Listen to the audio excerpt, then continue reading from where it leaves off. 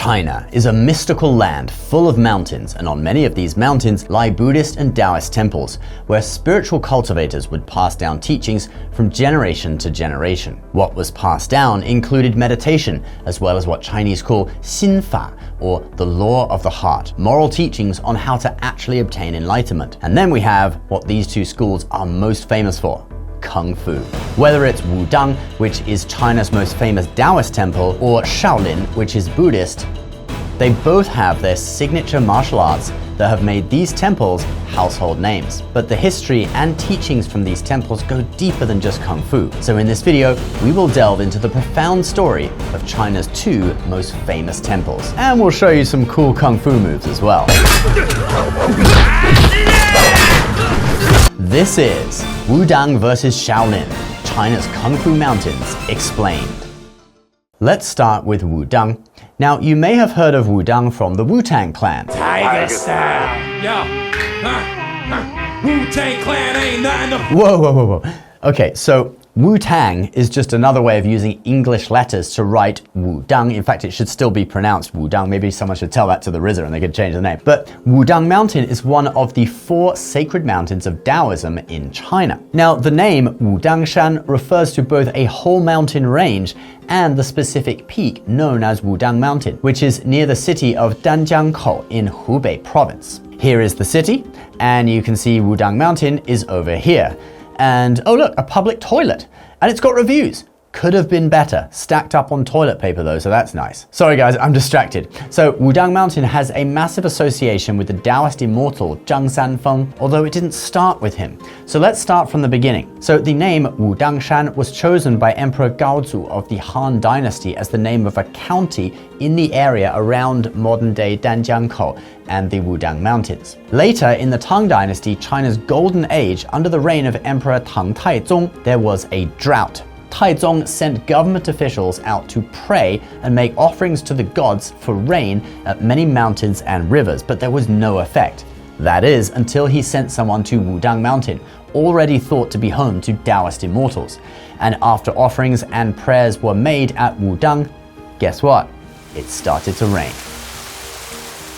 And thus, at the place on Wudang Mountain where the official had prayed for rain, Tang Taizong ordered 5-dragon shrine, or Wulong Ci, to be built, which is the oldest temple on the mountain. Now let's fast forward to the Song Dynasty. This is when Zhang Sanfeng was supposedly born, and he is said to have lived for 200 years through the Song, Yuan, and Ming dynasties. At first, he goes and studies Kung Fu and Buddhism at Shaolin, and then after that, he's just doing his own thing, wandering around mountain areas, meditating, trying to become an immortal. But then he meets a real Taoist immortal called Huolong Zhenren. You can translate that as fire dragon enlightened sage. And under the guidance of this immortal, Zhang Sanfeng obtains the Tao himself and also becomes enlightened. He then creates Tai Chi boxing and a load of other energy arts. In modern China, we call these Qi Gong, although in history, they normally are referred to as Nei Gong, or internal skills. Most Taoist internal martial arts and energy practices do claim some connection with Zhang Sanfeng. Now, Zhang spent a lot of time at Wudang Mountain, and the first time he visited, he commented that one day this place would be very prosperous. The legend of Zhang Sanfeng spread far and wide, and by the Ming dynasty, even the emperors were interested, since they knew that this guy had the secret to immortality, right? He'd been around since the late Song dynasty. He was almost 200 years old. Successive emperors sent out people to Wudang to find Zhang Sanfeng, but no one ever did. However, he did write a poem back to the Yongle emperor, knowing what the emperor was after, and he gave him the secret to immortality. The last line of the poem read, 诚心寡欲是长生, calm one's mind and relinquish desires. This is the secret to immortality. Now, we say he's given away the secret, but in reality, this is something very hard to do for a regular person in society. However, the Yongle emperor developed great respect for Zhang Sanfeng and sent out 300,000 soldiers to renovate and develop new temples on Wudang Mountain, using the same architect who designed the Forbidden City in Beijing. During this time, Wudang Mountain reached its peak with 9 palaces, 9 monasteries, 36 nunneries, and 72 temples. And thus, Zhang Sanfeng's prophecy of prosperity for Wudang had been fulfilled. Wudang is home to Wudang Wudang martial arts which are portrayed in the movie Crouching Tiger, Hidden Dragon. And it is true that Wudang and Taoists in general are known for their use of qinggong, or light body skill, and the straight sword is also their weapon of choice. Wudang martial arts are considered 内家拳, or internal martial arts. This is in contrast to Shaolin, which is considered 外家拳, or external. Now, on the surface, this alludes to the fact that Wudang are soft and rely on internal power, or qi, and the Shaolin arts are more hard, using muscular power on the surface of the body. But there is also another shade of meaning here in that Wudang arts are indigenous to China, okay, internal to the Chinese Empire, and Shaolin arts actually have their root in practices from another country, hence they are external. So let's talk about Shaolin.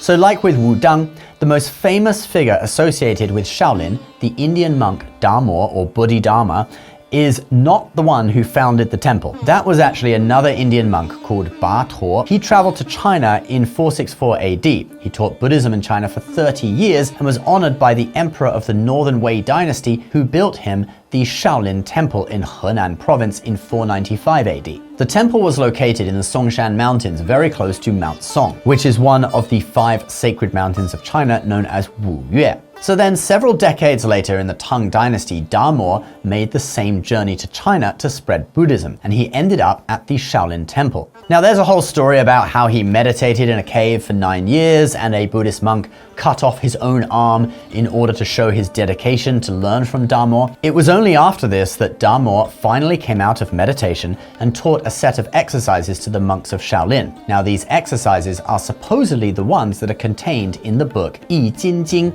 or the Sinew-Changing Classic. Now, this text is supposedly written by Damo, but actually the version we have now was written in 1624, and the author claimed to have discovered Damo's secret manual. The reality is, Damo probably did write such a book, but the original is long lost, and the modern version is just one that someone created to, I don't know, make money or whatever. There is, however, a legend that since the original book was written in Damo's native Indian language, the Shaolin monks could only understand the surface meanings and the diagrams and used it to create their self-defense style, yet they could not translate its deeper meanings. Then one monk took it to an Indian priest who said that the meaning was exceedingly deep and offered a partial translation. He did the best translation he could. The Shaolin monk then practiced according to the book and said that he felt as if he had become a Buddha. There's another book attributed to Damo called the Xi Shui Jing, or the Bone Marrow Washing Classic, and that one has not survived to this day. We don't even have a fake version. But anyway, the exercises Damo taught influenced the martial arts practiced at the temple and became Shaolin Kung Fu. And Shaolin Kung Fu gave birth to many, many martial arts styles in China. This gives rise to the phrase 天下武功出少林, which means all the martial arts under heaven come from Shaolin. Now, this is partially true, since there are Taoist martial arts like the ones at Wudang that are their own system. But for the external styles, yes, they are basically all rooted in Shaolin techniques. Shaolin Kung Fu features various animal styles, and the most common seen weapon is the staff. This is because they are Buddhists after all, so with a staff, there's no blade. You can just give someone a good beating, but not actually kill them and generate loads of karma. But you will often see Shaolin monks with other weapons like this Buddhist abbot's staff. Now, to sum it up, the difference between Wudang and Shaolin-derived martial arts is that Shaolin is external. It uses muscular strength, and the monks then separately practice meditation to advance in spiritual practice, which then influences their martial arts again, giving them greater wisdom, quicker reactions, and making them better fighters. But it's still separate. However, the energy techniques of Taoist spiritual cultivation are built into their martial arts. So practicing the martial art itself can be considered doing spiritual energy practice. But no matter what, these are just two approaches to the same goal and have led to a lasting legacy for mankind. One thing is for sure though, Shaolin monks are better at soccer.